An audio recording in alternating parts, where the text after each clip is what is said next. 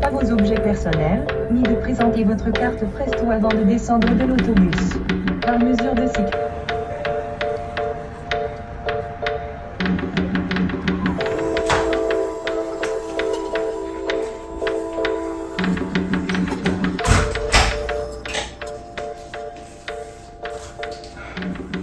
Welcome to week 2. Week 2. Week 1 was a success.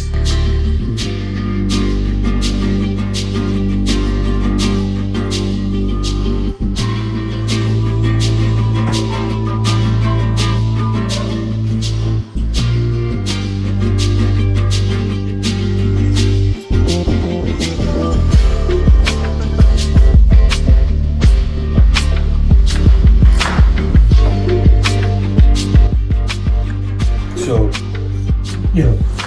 just woke up. And obviously I'm trying to do some work right now, but obviously yesterday there was the Charlie Kirk assassination, which me and Abdul Razzaq talked about in full length, and we'll record a podcast later tonight. And the response from different communities was appalling, very appalling. Karmic retribution is what will leave us into ruins. It's what led to Gaza right now.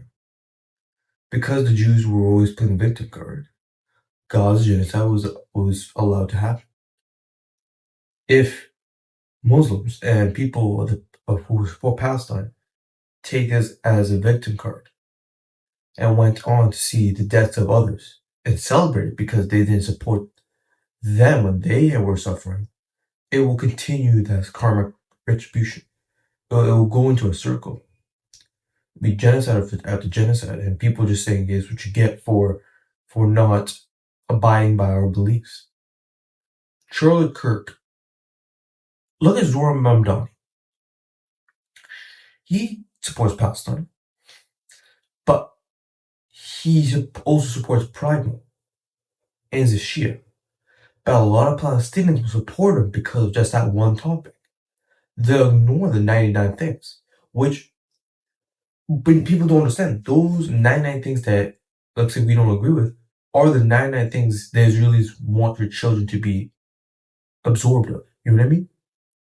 Like, I understand 100% people is completely wrong for completely ignoring the genocide that's happening in Palestine. But at the same time, you have to have understanding to understand that past that point, there are 99 things you could agree with Charlie Kirk on. The way you raise a family, the way you protect a wife, the way you raise your children, the way you educate yourself on. So many things. And I think a Muslim, or not a Muslim, anyone who supports Palestine can look at Charlie Kirk and say, yeah, I agree with 99 things on you, but the Israel thing, I completely disagree. And there were talks saying that Charlie Kirk was beginning to notice the whole Israeli, Mossad thing. He's starting to notice that. I think it was with the collaboration with Ben Shapiro when he started to notice. He started asking some hard-hitting questions like, maybe Israel does control the media, because why is the Epstein file coming and going without any trace of evidence? But overall, to go out and celebrate a man's death, forget about Charlie Kirk. You're celebrating the death of someone's husband, someone's son, someone's father. And I understand that's been happening in Gaza for 2 years. But if you cannot muster at least to show at least you're more mature than the opposition and say, you know what, I feel sympathy for this man, it'll be a whole different world. I think this was a missed opportunity.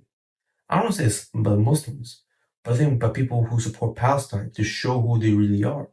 They could have stood up and said, you know what, this is wrong. And we all have our condolences for Charlie Kirk. Instead, they're all saying, I'm so happy Charlie Kirk got what he deserved. This what happened when we ignore the genocide of children. And I don't think he ignored genocide. I don't think he believes in genocide, but he knew bad things were happening in Palestine. Difference is, he just blamed it on Hamas, not Israel. That's again another thing that maybe took out of context. They thought Charlie Kirk completely denied anything bad happening in Gaza. He knew something bad was happening in Gaza. It's just that he just blamed it on Hamas. The truth is, it's actually Israel, but I think he found that out a little too late. You know what I mean? And that leaves the question: like, why did this is not a political place? This is more from a personal brand. But why did Israel kill Charlie Kirk? One of my good friends, Zaire, he said, "Listen, that shot that killed Charlie Kirk, that is not a bimbo shot. That was aimed, precision, accuracy, and done. It wasn't random." So yeah, I'm gonna talk with Leah tonight with Abdul Razzaq on the podcast, but Charlie Kirk's death is tragic. So is it every single death in Palestine. Either two does not make a difference. Because as soon as you claim it is, people come at you saying the Palestinian deaths are different from the deaths of Americans. And you're allowing them to have the opportunity.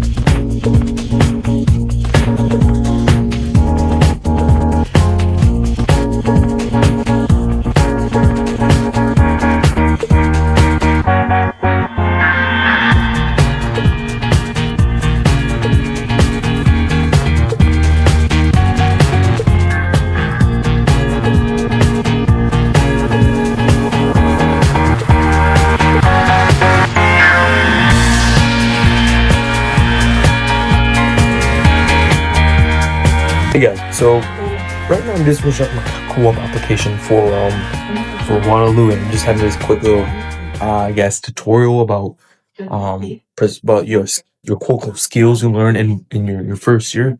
Let's be honest here, most of us didn't learn jack shit in first year.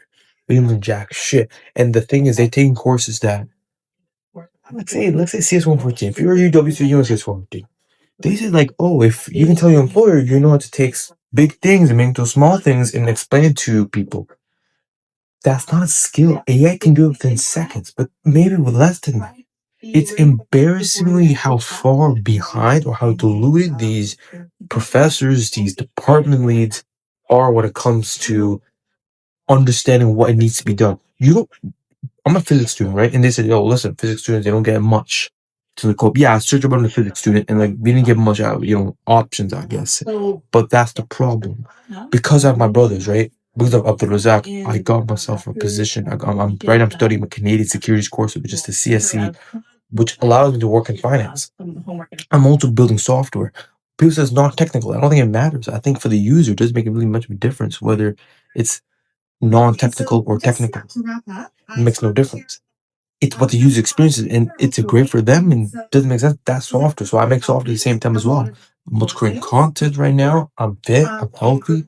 Majority of these cunts don't even do that. Don't even do half that shit. They just stay in school, and that's about it. And these are the same cunts that do have a higher GPA, so I do have respect for them in that matter. But in the careers aspect, you're just gonna fall. I'm gonna lie to you, I'm confident I'm ahead of them in the packing order if when it comes down to just GPA alone. Because when you graduate, what do you have then? I don't know. I'm ranting right now because I'm just pissed. I'm having this bullshit little tutorial right now. I'm like, this has been a waste of my time. I was about to go in person so that you won't. This is an online version. The online version. Yeah, just finish up my cool application. Just being very strategic. Choosing the ones with the lowest, not lowest application, but like less than 50. I'm not applying to those with 100 plus. But let's be reasonable with yourself. Unless you're fucking Jeff Bezos, you're not getting that position. At the same time, also being very unique. I'm not gonna lie to you, my worst cover letter in resume is probably better than half these guys because you use AI to make your cover letter. Use AI to make resumes because people don't understand to go through each and every application. It's not by hand, it's by AI. And they're not even talking about that. But I don't know. I'm coming to rant right now, but that's what I just came here to say.